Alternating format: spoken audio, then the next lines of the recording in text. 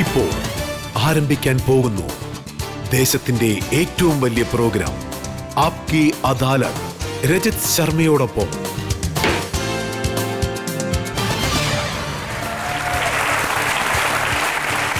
നമസ്കാരം. ആപ്കി അദാലത്തിലേക്ക് നിങ്ങളെ സ്വാഗതം ചെയ്യുകയാണ്. ഇന്ന് ആപ്കി അദാലത്തിൽ ഇവിടെ വരുന്ന അതിഥി ആരാണെന്ന് വെച്ചാൽ സിനിമാ ലോകത്തെ ഒരു സെൻസേഷണൽ വ്യക്തിയാണ്. ആപ്കി അദാലത്തിൽ ഇന്ന് നമ്മൾ വിചാരണ നടത്താൻ പോകുന്നത് എങ്ങനെയുള്ള വ്യക്തിയാണെന്ന് വെച്ചാൽ ഇന്ത്യയുടെ പ്രശസ്തി ലോകത്തെത്തിച്ച വ്യക്തിയാണ്. അതുപോലെ തന്നെ ആപ്കി അദാലത്തിൽ ഇന്ന് നമ്മൾ ചോദ്യം ചോദിക്കാൻ പോകുന്ന ഫിലിം സെലിബ്രിറ്റി ആരാണെന്ന് വെച്ചാൽ 2 വർഷത്തിനുള്ളിൽ തന്നെ അവർ പ്രത്യേക വ്യക്തിമുദ്ര പതിപ്പിച്ചു കഴിഞ്ഞു. പ്ലീസ് വെൽക്കം ശില്പ ഷെട്ടി.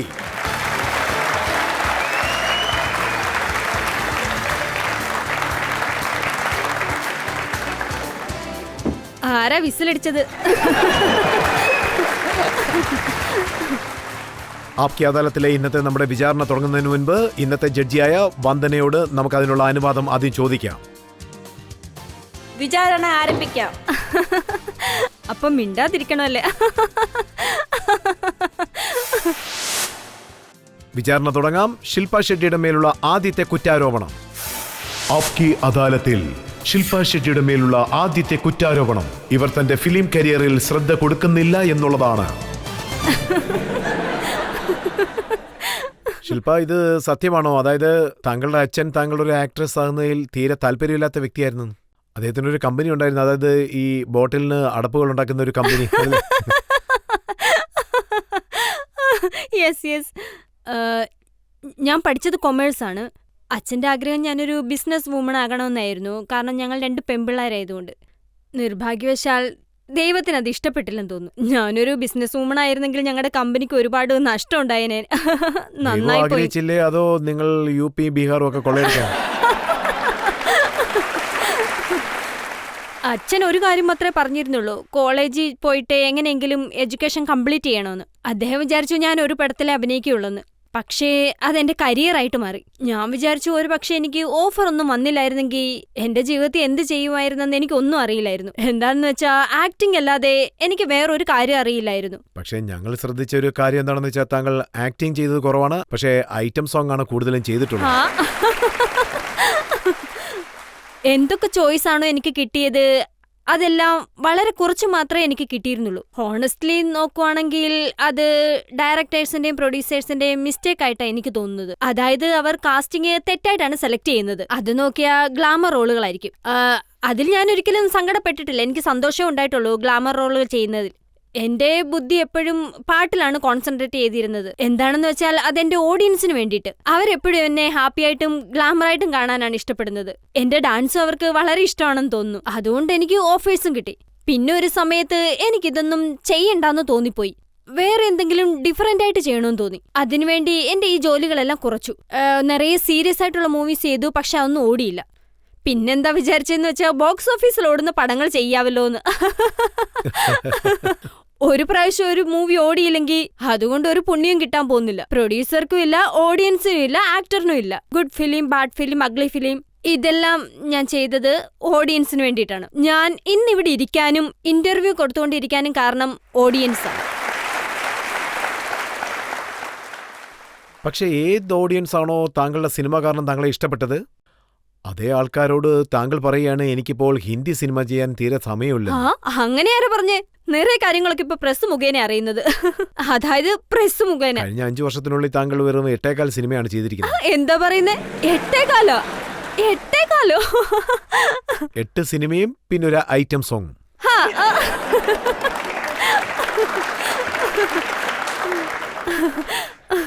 ഞാൻ ഒരേ ഒരു ഐറ്റം സോങ്ങേ ചെയ്തിട്ടുള്ളൂ. സോങ് പേര് UP Bihar and shut up on bounce. അത് ഇപ്പൊ ചെയ്തതാണ്. എനിക്കെന്താ തോന്നുന്നെന്ന് വെച്ചാ 8 ആ കാല് ദോസ്താനയിലെ ഐറ്റം സോങ് ആണ്. ദോസ്താനയിൽ ഐറ്റം സോങ് എന്തിനാ ചെയ്തതെന്ന് വെച്ചാ ആദ്യം എനിക്ക് ഈ ഐറ്റം സോങ്ങിന്റെ പേര് കേൾക്കുമ്പോഴേ ഇറിറ്റേഷൻ ആയിരുന്നു. അത് വെറും സോങ് ആണ്. ഞങ്ങൾ എന്റർടൈൻമെന്റ് ബിസിനസ്സിലാണുള്ളത്. പക്ഷേ ഈ ഐറ്റം എന്നുള്ള പേര് ഹീറോയിനിക്ക് വളരെ ഡെഡിക്കേറ്ററി ആയിരിക്കും. ഞാൻ അങ്ങനെ വിചാരിക്കുന്നത്. എനിവേസ് ഞാനൊരു ഫ്രണ്ടിന് വേണ്ടി ചെയ്തതാണ്. പിന്നീട് എനിക്ക് തോന്നി ഞാൻ കുറെ നാളായിട്ട് മൂവി ഒന്നും ചെയ്യുന്നില്ലായിരുന്നു. പിന്നെ എനിക്ക് നിറയെ ഫാൻ ലെറ്റേഴ്സ് ഒക്കെ വരും. അവരെന്നോട് ഇങ്ങനെയൊക്കെ ചോദിക്കും, ഞങ്ങൾക്ക് താങ്കളുടെ അടുത്ത മൂവി എപ്പോൾ കാണാൻ പറ്റും, താങ്കളുടെ സോങ്സ് വളരെ ഇഷ്ടമാണ്. അതുകൊണ്ട് ഞാൻ അതൊക്കെ ഓഡിയൻസിന് വേണ്ടി ചെയ്തതാണ്. അവരെപ്പോഴും എൻ്റെ സോങ്ങിനെ വളരെയധികം അപ്രിഷ്യേറ്റ് ചെയ്തുകൊണ്ടിരുന്നു. ആൻഡ് ഞാൻ ഇതെൻ്റെ ഫ്രണ്ടിന് വേണ്ടി ചെയ്തതാണ്. സോ ഇത്രയും എൻ്റെ കരിയർ ഗ്രാഫില് ഞാൻ വിചാരിക്കുന്നു ഐശ്വര്യ റായ് ഒരു 4 ഐറ്റം സോങ്ങല്ലേ ഉണ്ടായിരുന്നെന്ന്. സോ ഐറ്റം സോങ് എന്ന് വെച്ചാൽ ഹീറോയിനി ഇല്ലാതെ ഒരു സ്പെഷ്യൽ അപ്പിയറൻസ് ചെയ്യുന്നതാണ്. എന്റെ വേറെ മൂവീസിലെ സോങ്ങുകളെല്ലാം ഹിറ്റായതിനും ഞാനല്ല ഒരിക്കലും കാരണക്കാരി. എന്റെ സോങ് ഫേമസ് ആയതിന് കാരണം എന്റെ ഒരു കുറ്റവും ഇല്ല, ഞാനൊരു തെറ്റും ചെയ്തിട്ടില്ല. യഥാർത്ഥത്തിൽ താങ്കൾ സിനിമകൾ കുറച്ചതാണോ അതോ അല്ലെങ്കിൽ വേറെ? അതെ, ഞാൻ ജോലിയെല്ലാം അതിനു വേണ്ടിയാണ് കുറച്ചത്. കാരണം എനിക്ക് വരുന്ന ചാൻസുകളെല്ലാം അതെല്ലാം ഐറ്റം സോങ് ആയിട്ടാണോ ചോദിക്കുന്നത്? Not exactly. ഞാൻ നല്ല മൂവീസുകളും ചെയ്തിട്ടുണ്ട്, പക്ഷെ അത് കുറച്ചേ ചെയ്തിട്ടുള്ളൂ. ഈ 4 വർഷത്തിൽ ദടുക്കന് ശേഷം ഡിഫറെന്റ് ആയിട്ടുള്ള ക്യാരക്ടർ ചെയ്യണമെന്ന് പരിശ്രമിച്ചു. ഞാൻ ആക്ഷൻ പടവും ചെയ്തിട്ടുണ്ട്, ദസ് പോലെയുള്ള മൂവിയിൽ. പിന്നെ റൊമാൻറ്റിക് മൂവീസും ചെയ്തിട്ടുണ്ട്. ഞാൻ ആർട്ട് ഫിലിമും ചെയ്തിട്ടുണ്ട്, ഫിർമില്ലെങ്കിൽ. ഞാൻ മെട്രോ മൂവീസും ചെയ്തിട്ടുണ്ട്.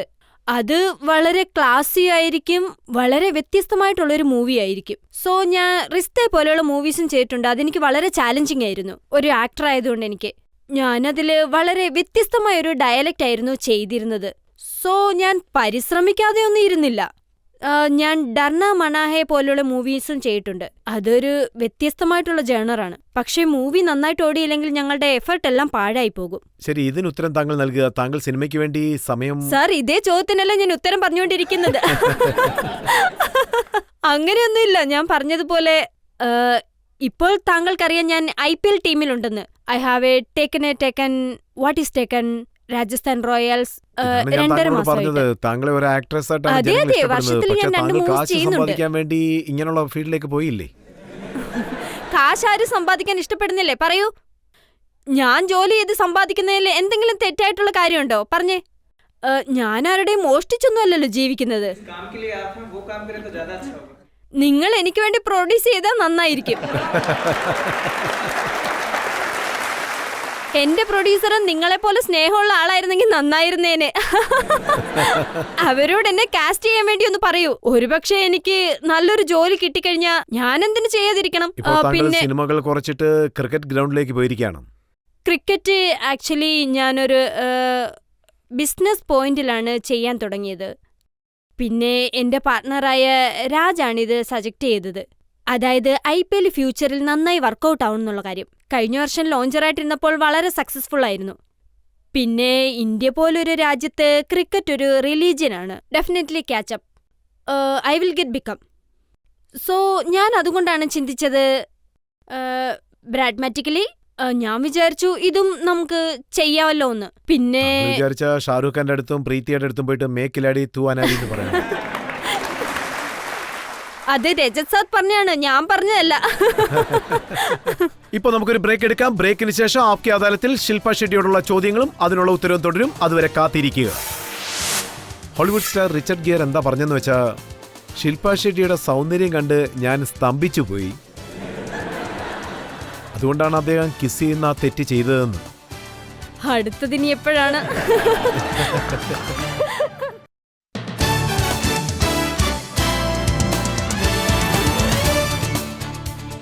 ആപ്കി അദാലത്തിൽ ഇന്ന് നമ്മൾ വിചാരണ നടത്തിക്കൊണ്ടിരിക്കുന്നത് ഫിലിം സ്റ്റാർ ശില്പ ഷെട്ടിയോടാണ്. ആപ്കി അദാലത്തിലെ അടുത്ത കുറ്റാരോപണം. ആപ്കി അദാലത്തിൽ ശില്പ ഷെട്ടി മേലുള്ള കുറ്റാരോപണം ഇവർ ഇന്റർനാഷണൽ പോപ്പുലാരിറ്റിക്ക് വേണ്ടി എന്തും ചെയ്യാൻ തയ്യാറാണ് എന്നുള്ളതാണ്. ശില്പ മാഡം, ബിഗ് ബ്രദറിനെ കുറിച്ച് സംസാരിക്കാം.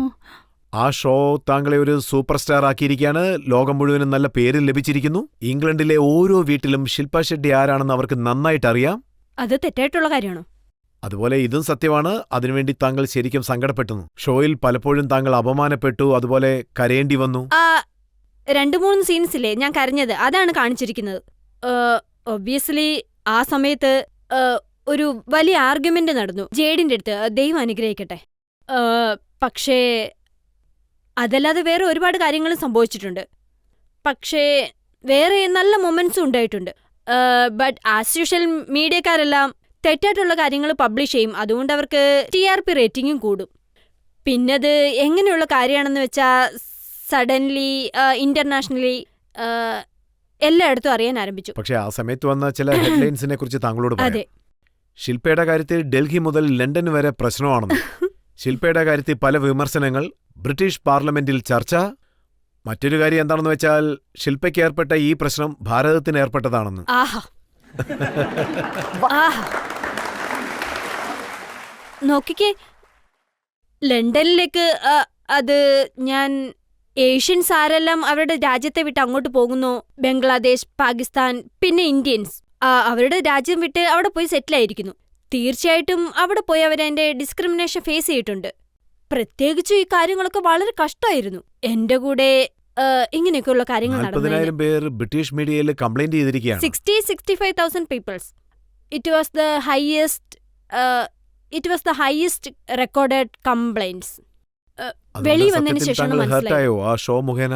അതെന്താണെന്ന് വെച്ചാൽ അവരെന്നോട് മോശമായിട്ട് പെരുമാറി. എന്താണെന്ന് വെച്ചാൽ ഞാൻ മാത്രമേ ഇന്ത്യൻസ് ആയിട്ടുണ്ടായിരുന്നുള്ളൂ ആ ഹൗസിൽ. സോ അവർക്ക് അങ്ങനെ തോന്നി. It was insulting. അവരുടെ കാഴ്ചപ്പാട് വേറെയായിരുന്നു. ഞാൻ വീട്ടിലിരിക്കുമ്പോൾ എന്റെ കാഴ്ചപ്പാടും വേറെയായിരുന്നു. എന്റെ കൂടെ 3 പേരുണ്ടായിരുന്നപ്പോ 3 ലേഡീസിനെ എന്നെ കണ്ടപ്പോ വളരെ അസൂയായിരുന്നു. അതായത് ആ അസൂയ കാരണമാണ് ഞങ്ങൾ ഒരുപാട് പ്രശ്നങ്ങളുണ്ടാക്കി ആർഗ്യൂ ചെയ്തുകൊണ്ടിരുന്നത്. പക്ഷെ എനിക്കറിയില്ലായിരുന്നു ദേ റെസിസ്റ്റ്. അല്ല, താങ്കളോട് ഇതിനെക്കുറിച്ച് ആരും ഒന്നും ചോദിച്ചില്ലേ? അതായത് താങ്കളെക്കുറിച്ച് ആ സ്ത്രീകൾ കുറ്റം പറഞ്ഞുകൊണ്ടേയിരുന്നു, പല കാര്യങ്ങളും പറഞ്ഞു. അവരെ നോക്കി കരയുന്നതിന് പകരം ഒരെണ്ണം കൊടുക്കരുത്. ഞാൻ ആദ്യം ക്ഷമതയോടാണ് സംസാരിച്ചത്, ഞാൻ വീട്ടിൽ നിന്ന് വെളിയിൽ വന്നതിന് ശേഷം.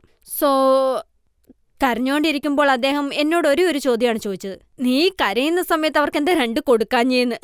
നിന്നെ കൊണ്ട് ഇതെങ്ങനെ ക്ഷമിക്കാൻ പറ്റിയെന്ന്. ഞാൻ കുറച്ച് വ്യത്യസ്തതയുള്ള ആളാണ്.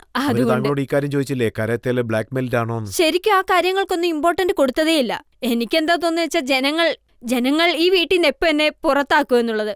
പക്ഷെ ഞാൻ പുറത്തായില്ല. അതുപോലെ ആ പ്രോഗ്രാമിൽ ധാരാളം കാശ് ലഭിച്ചില്ലേ?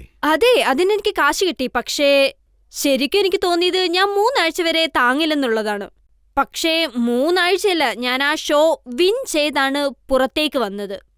പക്ഷേ കാശിനു വേണ്ടി ഞാൻ എന്റെ ഡിഗ്നിറ്റിയെ കുറച്ച് കാട്ടില്ല. Never in my life. പക്ഷേ ഒരു ഇൻസിഡന്റ് സംഭവിച്ചു. അതുകൊണ്ട് ജനങ്ങൾക്ക് എന്താ തോന്നിയെന്ന് വെച്ചാ താങ്കൾ പണത്തിന് വേണ്ടിയും പബ്ലിസിറ്റിക്ക് വേണ്ടിയും കോംപ്രമൈസ് ആയി, അതും റിച്ചർഡ് ഗിയറിന്റെ കിസ്സില്.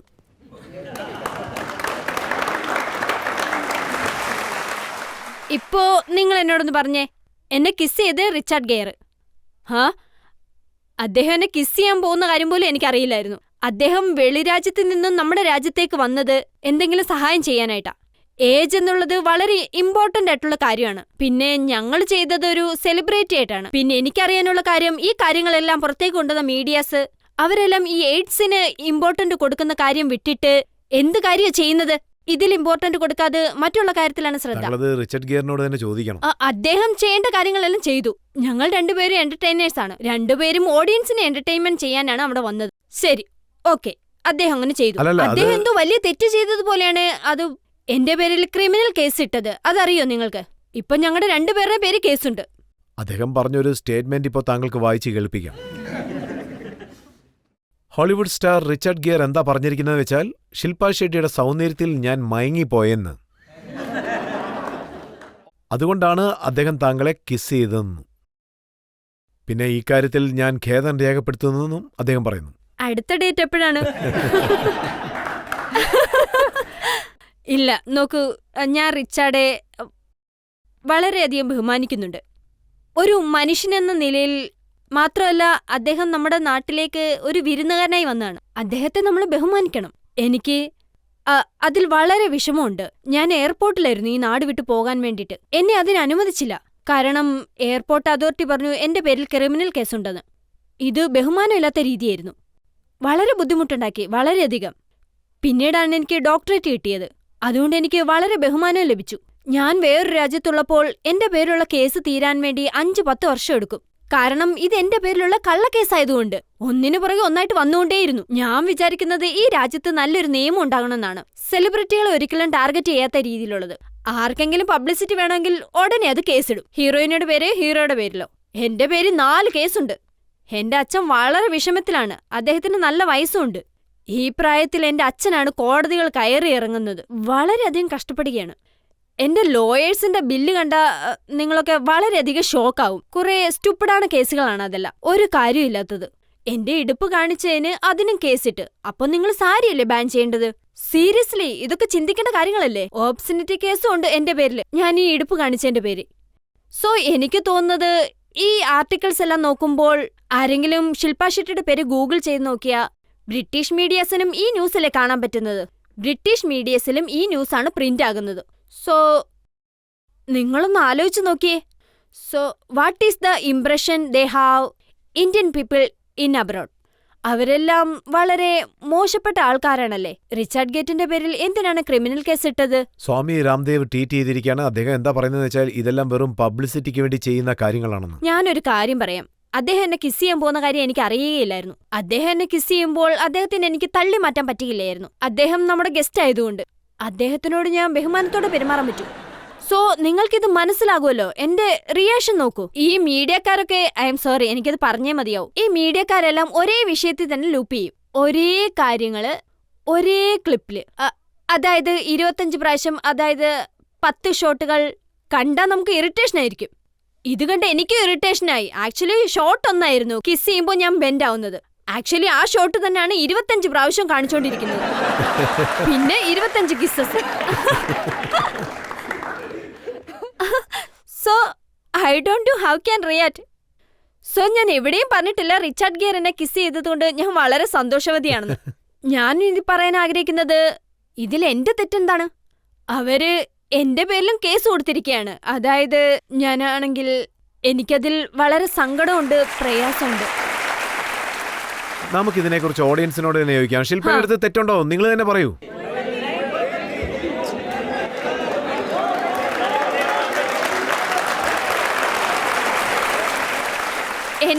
എന്റെ ബീഹാറിലെ ആൾക്കാരെല്ലാം പറയുന്നു എന്റെ പേരിൽ ഒരു തെറ്റും ഇല്ലെന്ന്. നിങ്ങൾക്ക് വേണ്ടി ഇനി ഒരു സോങ് കൂടെ ചെയ്യും. നമ്മള് പബ്ലിക്കിനോട് തന്നെ ചോദിച്ചു, അവർ ഒരു തെറ്റും താങ്കളുടെ അടുത്ത് ഇല്ലെന്നാണ് പറയുന്നത്. പക്ഷേ നമ്മുടെ ആപ്കി അദാലത്തിലെ ജഡ്ജി ഇതിനെക്കുറിച്ച് എന്ത് പറയുന്നെന്നുള്ളത് നമുക്ക് ബ്രേക്കിന് ശേഷം നോക്കാം. ബ്രേക്കിന് ശേഷം ആപ്കി അദാലത്തിൽ ശില്പയോടുള്ള ചോദ്യങ്ങളും അതിനുള്ള ഉത്തരവും തുടരുന്നതായിരിക്കും. अरे ओ झिंगे, अब तू आया है ना मेरे नेट में, अब तू देखना मैं कैसा निकलती है तेरा छिलका.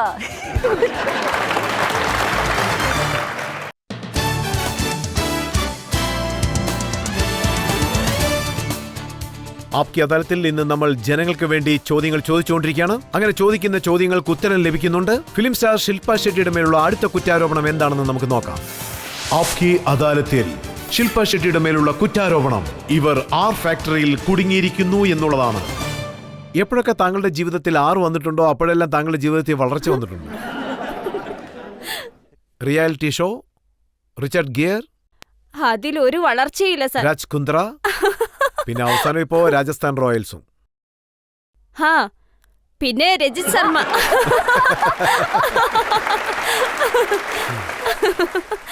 താങ്കൾ ചിരിക്കാറില്ലേ രജിത് സാർ? ഫസ്റ്റ് ടൈമാണ് നിങ്ങൾ ചിരിക്കുന്നത് കാണുന്നത്.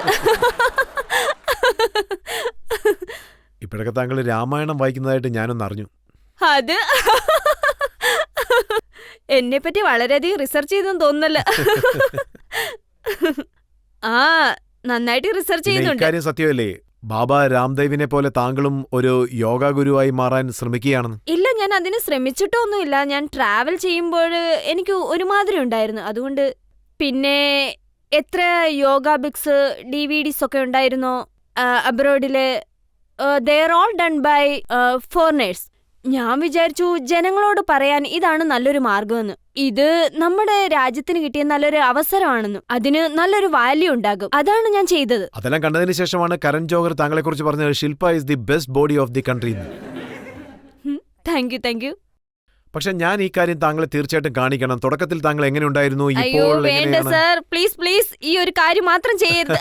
ജസ്റ്റ് 2-3 ഫോട്ടോ മാത്രമേ ഉള്ളൂ. ജനങ്ങൾ അത് കാണാൻ ആഗ്രഹിക്കുന്നുണ്ട്. അവരും കാണട്ടെ ശില്പ ഷെട്ടി എങ്ങനെ ഉണ്ടായിരുന്നു, ഇപ്പൊ ഹാർഡ് വർക്ക് ചെയ്ത് എങ്ങനെ മാറിയെന്നുള്ളത്. ഓ ഗോഡ്,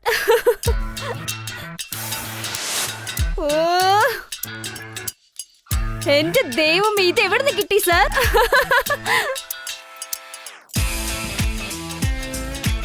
എന്റെ 13 വയസ്സിലുള്ളത്. ഈ ഫോട്ടോസ് എല്ലാം നെറ്റിന്ന് കിട്ടിയതല്ലേ? എന്റെ ശത്രുക്കളാരോ ഇട്ടതാണ്. താങ്കളുടെ ശത്രുക്കളാണ് എന്നെ സഹായിച്ചിരിക്കുന്നത്. ആ, താങ്ക്സ്. ഞാനപ്പോൾ ആ സമയത്ത് വോളിബോൾ പ്ലെയർ ആയിരുന്നു. താങ്കൾ ശ്രദ്ധിച്ചാണു. അതിൽ ഞാൻ കുറച്ച് വിഷമിച്ചാണ് ഇരിക്കുന്നത്. പക്ഷെ ജനങ്ങൾ തീർച്ചയായിട്ടും ഇത് മനസ്സിലാക്കാൻ ആഗ്രഹിക്കും. അതായത് താങ്കൾ എങ്ങനെയാണ് ഈ ഫേസും ശരീരവും ഈ രീതിയിലേക്ക് മാറ്റിയെന്നുള്ള കാര്യം. അത് ഒന്നുമില്ല. ഇല്ലില്ല, അതെനിക്ക് കിട്ടിയത് വളരെയധികം പരിശ്രമത്തിൽ നിന്നും എക്സ്പീരിയൻസിൽ നിന്നുമാണ്. More than body. ചോദിച്ചു കാണുമല്ലോ എന്താണ് താങ്കൾ കഴിക്കുന്നതെന്ന്. ഞാനും അപ്പോ സാധാരണ ഒരു പെൺകുട്ടിയായിരുന്നു.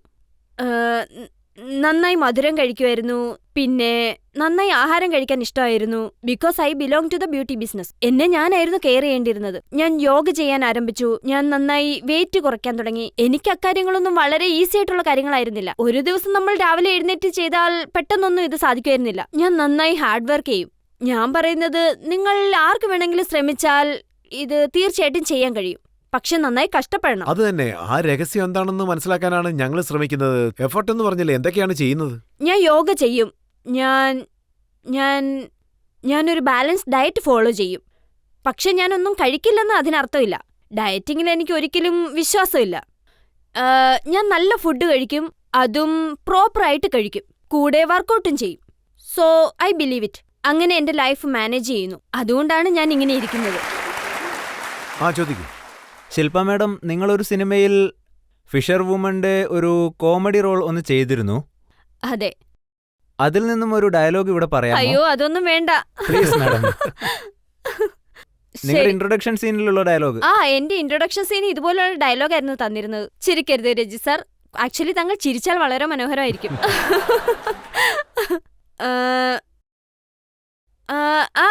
ശരി ശരി, പറയാം.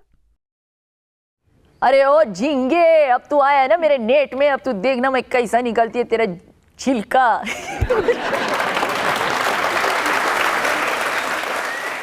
മാം, എൻ്റെ ക്വസ്റ്റ്യൻ ഇതാണ്. ജീവിതത്തിൽ നിങ്ങൾ ഡിഫറൻ്റ് ആയിട്ടുള്ള റോളുകൾ ചെയ്തിട്ടുണ്ട്. നിങ്ങളുടെ ജീവിതത്തിൽ hoster and actress, as a contestant, winner in a reality show. ഇപ്പോൾ നിങ്ങൾ റിയൽ ലൈഫിൽ വൈഫിൻ്റെ റോൾ ചെയ്യാൻ പോകുന്നത് എപ്പോഴാണെന്നൊന്ന് പറയാമോ? കല്യാണം കഴിക്കേണ്ടി വന്നാൽ ഞാനത് ചെയ്യും. എപ്പോഴാണെന്ന് വെച്ചാൽ ഞാനത് പെട്ടെന്ന് തന്നെ ചെയ്യും. എന്താന്ന് വെച്ചാൽ എനിക്കത് വിശ്വാസമുണ്ട്.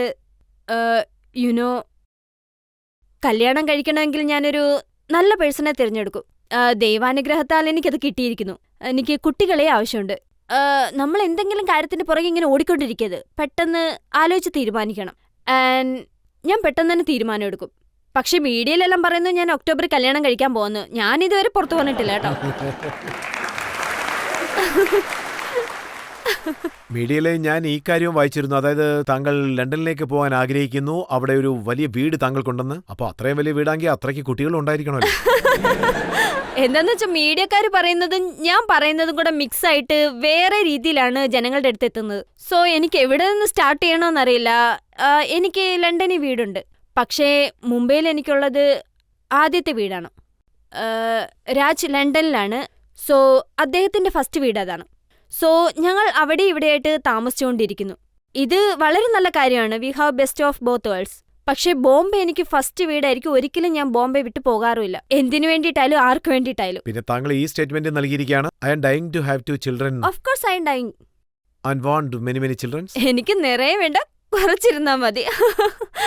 എനിക്ക് ആവശ്യമുള്ള കുട്ടികളെ ദൈവം എനിക്ക് വേണ്ടി തരും. ആദ്യം ഞാനൊന്ന് കല്യാണം കഴിക്കട്ടെ. ഇപ്പോഴേ മനക്കോട്ട കെട്ടണ്ടല്ലോ. പ്രത്യേകിച്ചും മീഡിയക്കാരാണെങ്കിൽ നമ്മുടെ ജോലി പകുതിയാക്കി തരുന്നുണ്ട്. എനിക്ക് എന്ത് പറയണമെന്നറിയില്ല. I would love to have children. And ദൈവം എനിക്ക് തരുന്നത് ഞാൻ 2 കൈ നീട്ടി സ്വീകരിക്കും സർ. അതുപോലെ ഞാൻ മറ്റൊരു കാര്യം കൂടി വായിച്ചിരുന്നു. താങ്കൾക്ക് കാലസർപ്പദോഷം ഉള്ളതുകൊണ്ടാണ് കല്യാണം നടക്കാതിരിക്കുന്നത്. ഇതെന്താ ഇത്? പിന്നെ ആ ദോഷത്തിൽ നിന്ന് രക്ഷപ്പെടാൻ വേണ്ടിയാണ് താങ്കൾ നാഗരാജാവിന്റെ അമ്പലങ്ങളിൽ പോകുന്നതെന്ന്. ദാ നോക്കൂ, ഞാനിതൊന്നും എക്സ്പ്ലെയിൻ ചെയ്യാൻ പോലും ഇഷ്ടപ്പെടുന്നില്ല. ഐ തിങ്ക് മീഡിയക്കാർക്ക് വേറൊരു ജോലിയില്ലെന്നാ തോന്നുന്നു. ദിവസം എന്തെങ്കിലും ന്യൂസുമായിട്ട് വരും. താങ്കൾ ഏതെങ്കിലും അമ്പലത്തിൽ പോകുന്നത് കണ്ടു കാണും, അതുകൊണ്ടായിരിക്കും. ഞാൻ ദൈവത്തെ വിശ്വസിക്കുന്നുണ്ട്. ഇന്ന് ഞാൻ ഈ നിലയിൽ നിൽക്കുന്നതിന് കാരണം ദൈവമാണ്. ഞാൻ ഈ നിലയിലെത്താൻ കാരണക്കാരായത് ദൈവവും ഓഡിയൻസുമാണ്. സോ അത്രേ ഉള്ളൂ. ശില്പ, താങ്കളുടെ കല്യാണത്തെക്കുറിച്ച് പലരും പല ചോദ്യങ്ങളും ചോദിച്ചു. പിന്നെ താങ്കളുടെ പേഴ്സണൽ ജീവിതത്തെക്കുറിച്ച് ചോദിച്ചു, എങ്ങനെ സമയം അഡ്ജസ്റ്റ് ചെയ്യുന്നു എന്നുള്ളത്, എങ്ങനെ ഫിറ്റ് ആയിരിക്കുന്നത്. പക്ഷേ ഇതിൽ ചില കുറ്റാരോപണങ്ങൾ എന്റെ പക്കലുണ്ട്. ഇപ്പോൾ നമുക്കൊരു ബ്രേക്ക് എടുക്കാം. ബ്രേക്കിന് ശേഷം ആപ്കി അദാലത്തിൽ ശില്പ ഷെട്ടിയോട് നമ്മൾ പുതിയ ചില ചോദ്യങ്ങൾ ചോദിക്കും. രാജ് കുന്ദ്രയെ വിവാഹം കഴിക്കാൻ പോവുകയാണ്. പക്ഷെ അദ്ദേഹത്തിന്റെ വൈഫിന്റെ അലിഗേഷൻ എന്താണെന്ന് വെച്ചാൽ താങ്കൾക്ക് ഒരു കുടുംബം കിട്ടാൻ വേണ്ടി അവരുടെ കുടുംബം നശിപ്പിച്ചെന്ന്. ആ ചോദ്യം മാത്രം എന്നോട് ചോദിക്കരുത് പ്ലീസ് പ്ലീസ്.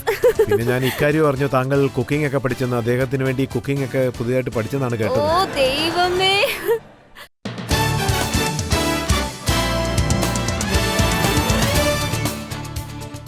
Welcome back.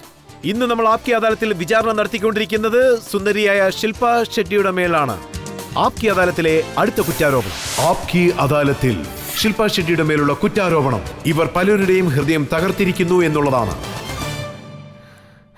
ശില്പ, താങ്കളുടെ വെബ്സൈറ്റിൽ താങ്കൾ ഇമെയിൽ അഡ്രസ് നൽകിയിട്ടുണ്ട്. അതെ.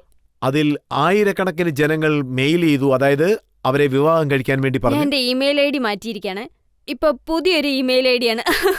അത് ഞാൻ എന്താ വിചാരിക്കുന്നതെന്ന് വെച്ചാൽ അതൊരു കോംപ്ലിമെന്റ് ആയിട്ട് എടുക്കുന്നു.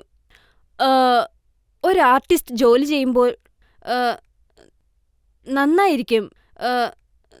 ജനങ്ങൾ അതിന് ജോലി ചെയ്യുമ്പോൾ അതിന് പകരം സ്നേഹം തരുമ്പോൾ ആ സ്നേഹമാണ് ഞങ്ങൾ പ്രതീക്ഷിക്കുന്നത്. പക്ഷേ ഇപ്പോൾ താങ്കൾ വിവാഹം കഴിക്കണമെന്ന് തീരുമാനിച്ചതിന് അതെ. ശേഷം ആ ആയിരക്കണക്കിന് ജനങ്ങളുടെ ഹൃദയം തകർന്നു പോയില്ലേ? അതിനെക്കുറിച്ച് താങ്കളുടെ അഭിപ്രായം എന്താണ്?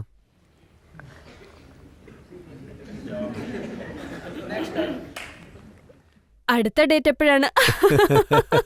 ഇതുപോലത്തെ ആൾക്കാരുണ്ട്. അവർക്ക് വേണ്ടി താങ്കൾ പാചകം പഠിച്ചു, ആഹാരം ചെയ്യാനൊക്കെ പഠിച്ചെന്ന് കേട്ടു. ഇല്ല, ഞാൻ കുക്കിംഗ് എന്തിനാ പഠിച്ചെന്ന് വെച്ചാൽ എനിക്ക് കുക്കിംഗ് വളരെയധികം ഇഷ്ടമാണ്. ഇതിനു മുമ്പ് ഞാൻ കുക്കിംഗ് കോഴ്സ് പഠിച്ചിട്ടുണ്ട് 14 വയസ്സുള്ളപ്പോ. 10 വർഷത്തിന് മുമ്പ് സ്റ്റാർ ഡസിൽ താങ്കളെക്കുറിച്ച് ഒരു ആർട്ടിക്കിൾ വന്നിരുന്നു. പ്ലീസ് സർ, ആ ചോദ്യം മാത്രം ചോദിക്കരുത്. Please sir, please. ഞാൻ എങ്ങനെയാണ് എന്റെ ജീവിതം ജീവിക്കുന്നതെന്ന് വെച്ചാ ഞാൻ വിശ്വസിക്കുന്നത് ഒന്നും തിരിഞ്ഞു നോക്കരുതെന്ന്. പിന്നെ കഴിഞ്ഞുപോയ കാര്യങ്ങളെല്ലാം അത് കഴിഞ്ഞ കാര്യങ്ങളാണ്. ശരി, 10 വർഷത്തിന് മുമ്പുള്ള കഥകളൊന്നും വേണ്ട. പക്ഷേ ഇപ്പൊ ന്യൂസ് പേപ്പറിൽ പ്രിന്റ് ആയ കാര്യത്തിനെ കുറിച്ച് സംസാരിക്കാം. Oh god. ഇതിൽ വളരെ സ്ട്രോങ് ആയിട്ടാണ് എഴുതിയിരിക്കുന്നത്. ഇതിൽ താങ്കൾ പറയുന്നത് I am not a home breaker. ഞാൻ എല്ലാ കാര്യങ്ങളും ഡിഫെൻസ് ചെയ്യും. പിന്നെ ഇതിനെപ്പറ്റി ഞാൻ എക്സ്പ്ലനേഷൻ കൊടുക്കേണ്ടി വരും. പിന്നെ ഇതിനെപ്പറ്റി British media obviously article print ചെയ്തിട്ടുണ്ട്. അവിടെ നിന്ന് ഇന്ത്യൻ മീഡിയ എടുത്ത് ഇവിടെ പ്രിന്റ് ചെയ്തിരിക്കുകയാണ്. പിന്നെ ആദ്യമുള്ളതും അവസാനമുള്ളതും ഒന്നും എഴുതിയിട്ടില്ല. ഇക്കാര്യം മാത്രമാണ് ഞാൻ നേരിട്ട് എഴുതിയിരിക്കുന്നത്. തന്നെ ചോദിക്കുക. ചോദിക്കൂ, താങ്കൾ ചോദിക്കുമെന്ന് എനിക്ക് നന്നായി അറിയാം. ചോദിക്കൂ, ഞാൻ പറയാം. താങ്കൾ രാജ് കുന്ദ്രയെ വിവാഹം കഴിക്കാൻ പോവുകയാണ്. പക്ഷേ അദ്ദേഹത്തിന്റെ ഭാര്യയുടെ അലിഗേഷൻ എന്താണെന്ന് വെച്ചാൽ എക്സ് വൈഫ്. അതെ. അവരുടെ അലിഗേഷൻ, കുറ്റാരോപണം ഇതാണ്: നിങ്ങൾക്കൊരു വീടുണ്ടാക്കാൻ വേണ്ടി അവരുടെ വീട് തകർത്തെന്ന്. സർ, ഞാൻ ചില കാര്യങ്ങളെപ്പറ്റി സംസാരിക്കാൻ ഇഷ്ടപ്പെടുന്നില്ല. പക്ഷേ ഈ ആർട്ടിക്കിൾ വന്നതിന് ശേഷം ഇതൊരു നല്ല പ്ലാറ്റ്ഫോമാണ്. എനിക്കിതിവിടെ ക്ലിയർ ചെയ്യാം. ഇതുകൊണ്ടാണ് എഴുതിയിരിക്കുന്നത്. എന്താന്ന് വെച്ചാ കവിത രാജിന്റെ എക്സ് വൈഫാണ്. അവര് 1 വർഷത്തിന് മുമ്പ് അവര് പറയുന്നു ഞാൻ കാരണമാണ് അവരുടെ ഫാമിലി ബ്രേക്കപ്പ് ആയതെന്ന്. ഇപ്പൊ അവര് ഒരു ലെറ്റർ എഴുതി കൊടുത്തിരിക്കുകയാണ്. അതിലവര് പറഞ്ഞിരിക്കുന്നത് ശില്പ കാരണമല്ല എന്റെ ഫാമിലി ബ്രേക്കപ്പ് ആയതെന്ന്, ഞങ്ങളുടെ അണ്ടർസ്റ്റാൻഡിങ് ശരിയല്ലാത്തത് കൊണ്ടാണ് ബ്രേക്കപ്പ് ആയതെന്ന്. സോ അവരിക്കാര്യമാണ് അതിൽ എഴുതിയിരുന്നത്. അവരിക്കാര്യം പുറത്ത് പറഞ്ഞതുകൊണ്ട് എനിക്ക് കുറച്ച് മനസ്സമാധാനം ഉണ്ടായിരുന്നു. സോ അതുകൊണ്ടാണ് ഞാൻ പറഞ്ഞത് അവരുടെ ബ്രേക്കപ്പിന് ഞാനല്ല കാരണമെന്ന്. സോ അതുകൊണ്ടാണ് ഞാൻ അക്കാര്യങ്ങൾ തുറന്നു പറഞ്ഞത്. പക്ഷേ മീഡിയക്കാര് ആ കാര്യങ്ങളൊന്നും എഴുതിയിരുന്നില്ല. കവിത എഴുതി കൊടുത്തത് അവർ പറഞ്ഞതുമില്ല. അവർ ഒബ്വിയസ്ലി ഈ കാര്യങ്ങൾ മാത്രമാണ് എഴുതിയത്. ഇപ്പൊ ഞാൻ ഫാക്ട് എല്ലാം പറഞ്ഞില്ലേ. Anyway, I just feel like actually ഇക്കാര്യമൊന്നും എനിക്ക് പറയേണ്ട ആവശ്യമൊന്നുമില്ലായിരുന്നു. അതെന്റെ പേഴ്സണൽ ലൈഫ് അല്ലേ. പൊതുവായിട്ടുള്ള മീഡിയയ്ക്ക് വേണ്ടി ഞാൻ ഇത് പറയാൻ ആഗ്രഹിക്കുകയാണ്. നിങ്ങളുടെ വിവാഹത്തിന് ഞങ്ങളുടെ ആശംസകൾ അറിയിക്കുന്നു. താങ്കൾക്ക് ഒരു കുടുംബം വേണം. താങ്കളുടെ നല്ലൊരു വിവാഹ ജീവിതത്തിന് ആശംസകൾ അറിയിക്കുന്നു. Thank you. എന്റെ ക്വസ്റ്റ്യൻ എന്താണെന്ന് വെച്ചാൽ സെലിബ്രിറ്റീസിന്റെ പേഴ്സണൽ ലൈഫ് ഒരിക്കലും പേഴ്സണൽ ആയിരിക്കില്ല. അതെങ്ങനെ തോന്നുന്നു? അതായത് നിങ്ങൾക്കത് ശീലമായോ അല്ല അതിൽ ബുദ്ധിമുട്ടുണ്ടോ? അതിൽ നല്ല വിഷമമുണ്ട്. പക്ഷേ നമ്മൾ അഡ്ജസ്റ്റ് ചെയ്തല്ലേ പറ്റൂ. അതിൽ നല്ല കാര്യങ്ങൾ നടക്കുന്നതൊന്നും മീഡിയക്കാർ എഴുതാറില്ല. നമ്മുടെ അടുത്തുള്ള തെറ്റാണ് അവർ ഹൈലൈറ്റ് ചെയ്യാറുള്ളത്. അതോർക്കുമ്പോൾ കുറച്ച് വിഷമമൊക്കെ ഉണ്ടാകാറുണ്ട്. പക്ഷേ ഇതെല്ലാം ഞങ്ങളുടെ ജോലിയുടെ ഭാഗമല്ലേ. സോ ഞാനതുകൊണ്ട് കാര്യമായിട്ട് എടുക്കാറില്ല. It's okay. ശില്പ, താങ്കൾ ഈ കാര്യത്തെക്കുറിച്ച് പറയുക. താങ്കൾ ഇത്രത്തോളം വളർന്നിരിക്കുകയാണ്, നല്ല പേര് ലഭിച്ചിരിക്കുന്നു. ഇന്ത്യയിലാണെങ്കിലും ശരി, വിദേശത്താണെങ്കിലും. അതിൽ മീഡിയയ്ക്ക് വല്ല റോളുണ്ടോ? Of course. ഞാൻ എന്തു പറഞ്ഞാലും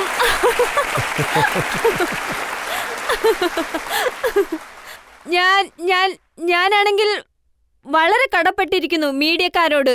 ഇന്ത്യൻ മീഡിയയോടല്ല, ബ്രിട്ടീഷ് മീഡിയക്കാരോടും.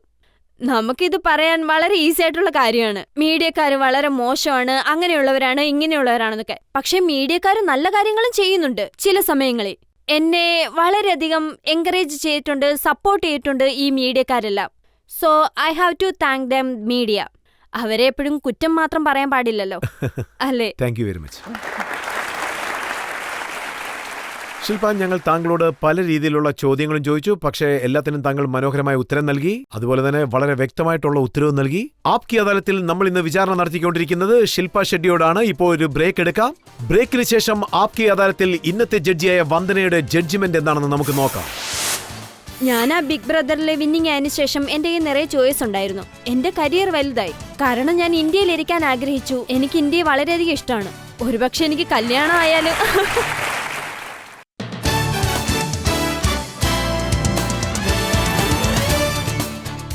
ആപ്കി അദാലത്തിൽ ഇന്നത്തെ നമ്മുടെ അതിഥിയായ ശില്പ ഷെട്ടിയുടെ മേൽ നമ്മൾ ചുമത്തിയ കുറ്റങ്ങൾക്കും ചോദ്യങ്ങൾക്കും ശില്പ ഷെട്ടി കൃത്യമായ ഉത്തരം നൽകി. അവരുടെ പേഴ്സണൽ ലൈഫിനെ കുറിച്ച് ചോദിച്ചു, സിനിമകളെക്കുറിച്ച് ചോദിച്ചു, പിന്നെ അവരുടെ ലക്ഷ്യങ്ങളെക്കുറിച്ചും ചോദിച്ചു. ഇനി ആപ്കി അദാലത്തിൽ ഇന്നത്തെ ജഡ്ജിയായ വന്ദനയുടെ ജഡ്ജ്മെന്റ് എന്താണെന്ന് നമുക്ക് നോക്കാം. നിങ്ങൾ എല്ലാ ചോദ്യങ്ങൾക്കും ഉത്തരം വളരെ സ്നേഹത്തോടുകൂടിയും വളരെ ക്ഷമയോടുകൂടിയും വളരെ വ്യക്തതയോടെയും കാര്യങ്ങൾ ബോധിപ്പിച്ചു. ഈ നീതിന്യായ കോടതി നിങ്ങളെ വെറുതെ വിടുകയാണ്. പിന്നെ ഞാൻ എൻ്റെ ഒരു അഭിപ്രായം പറയുകയാണ്. ആദ്യത്തെ അഭിപ്രായം, നിങ്ങൾ ബ്രില്യൻ്റ് ആയ ഒരു ആക്ടറാണ്. പിന്നെ നിങ്ങളുടെ ആക്ടിങ്ങിൽ പ്ലീസ് കുറച്ചുകൂടെ ശ്രദ്ധ കൊടുക്കണം. പിന്നെ എൻ്റെ രണ്ടാമത്തെ അഭിപ്രായം, വിവാഹത്തിന് ശേഷം നിങ്ങൾ വിദേശത്ത് പോകുമെന്നറിയാം. ഇല്ല, ഞാൻ പോയില്ല. എവിടെ പോവുകയാണെങ്കിലും നിങ്ങൾ നമ്മുടെ ഇന്ത്യക്കാരെ മറക്കാൻ പാടില്ല. നിങ്ങളുടെ ഫാൻസ് ഇവിടെയാണുള്ളത്. നിങ്ങളെ അത്രയധികം അവർ സ്നേഹിക്കുന്നുണ്ട്. താങ്കൾ എന്തെങ്കിലും പറയാൻ ആഗ്രഹിക്കുന്നുണ്ടോ? എന്റെ പേരിൽ നിറയെ കേസ് ഫയൽ ചെയ്തിട്ടുണ്ട്. പല പല കാര്യങ്ങളിൽ കേസ് ഇന്ത്യയിലുണ്ട്. എനിക്ക് എഗെയിൻസ്റ്റ് ആയിട്ട് പല ആൾക്കാരും പലതും ശ്രമിക്കുന്നുണ്ട്. കോടതിയിലേക്ക് പോയി ആ കൂട്ടി നിന്നിട്ട് വിചാരണയ്ക്ക് നിൽക്കണമെന്ന്. പക്ഷേ എനിക്കതൊരു ആവശ്യമായിട്ട് തോന്നുന്നില്ല. എൻ്റെ ലോയേഴ്സാണ് കേസുകളൊക്കെ കൈകാര്യം ചെയ്യുന്നത്. ഞാൻ ഈ ഓഫർ അക്സെപ്റ്റ് ചെയ്യുന്നു. എന്താണെന്ന് വെച്ചാൽ, ഞാൻ ശരിക്കും എൻ്റെ ഇന്ത്യൻ ഓഡിയൻസിനെ സ്നേഹിക്കുന്നു. ആൻഡ് നിങ്ങളെപ്പോഴും എന്നോട് സ്നേഹം മാത്രമേ കാണിച്ചിട്ടുള്ളൂ. ആൻഡ് ഐ ഫെൽറ്റ് ഞാൻ എൻ്റെ ജോലി കറക്റ്റായിട്ട് ചെയ്യണമെന്നാണ് വിചാരിച്ചിരിക്കുന്നത്. നിങ്ങളതെല്ലാം വിശ്വസിക്കുന്നു ഞാൻ വിചാരിക്കുന്നു. And thank you very much. പിന്നെ പ്രധാനപ്പെട്ട കാര്യം എന്താണെന്ന് വെച്ചാൽ, ഇന്ത്യയെ വിട്ടു പോകുമെന്ന് ചോദിച്ചാൽ ഒരിക്കലും എന്നെ കൊണ്ട് ഇന്ത്യയെ വിട്ടു പോകാൻ സാധിക്കില്ല. ഞാൻ നിറയെ ഡിഫിക്കൽട്ട് ചോയ്സസ് എടുത്തിട്ടുണ്ട് എൻ്റെ കരിയറിലെ. ബിഗ് ബ്രദർ വിൻ ചെയ്തതിനു ശേഷവും എനിക്ക് വെളിരാജ്യത്ത് കരിയറിൽ നിറയെ ചോയ്സ് ഉണ്ടായിരുന്നു. പക്ഷെ ഞാൻ ഇവിടെ ഇരിക്കാനാണ് ആഗ്രഹിച്ചത്, കാരണം എനിക്ക് ഇന്ത്യ വളരെയധികം ഇഷ്ടമാണ്. ഒരുപക്ഷെ എൻ്റെ കല്യാണം കഴിഞ്ഞാലും ഞാൻ എപ്പോഴും ഇന്ത്യയിൽ തന്നെ കാണും, കാരണം എൻ്റെ ആദ്യത്തെ വീട് ഇന്ത്യയിലാണുള്ളത്. സോ താങ്കളുടെ ചോദ്യത്തിന് ഉത്തരം നൽകിയിരിക്കുന്നു. ശില്പ എപ്പോഴും നമ്മുടെ ദേശത്ത് തന്നെ കാണുമെന്ന് കരുതുകയാണ്. നിറയെ ഫിലിമുകൾ ചെയ്യും, ബെറ്റർ റോളുകൾ ചെയ്യും, ഇനിയും വലിയ സ്റ്റാർ ആവും എന്നുള്ളൊരു വിശ്വാസമുണ്ട്. മനസ്സിൽ തോന്നുന്ന കാര്യങ്ങൾ ജനങ്ങളോട് പറയാനുള്ള സന്ദർഭം നമുക്ക് കൊടുക്കാം. തീർച്ചയായിട്ടും അതിന് പരിശ്രമിക്കാം. അടുത്ത പ്രാവശ്യം ആപ്കി അദാലത്തിൽ പുതിയൊരു അതിഥിയോടൊപ്പം നിങ്ങളെ വീണ്ടും വന്ന് ഞാൻ കാണുന്നതായിരിക്കും. നന്ദി, നമസ്കാരം.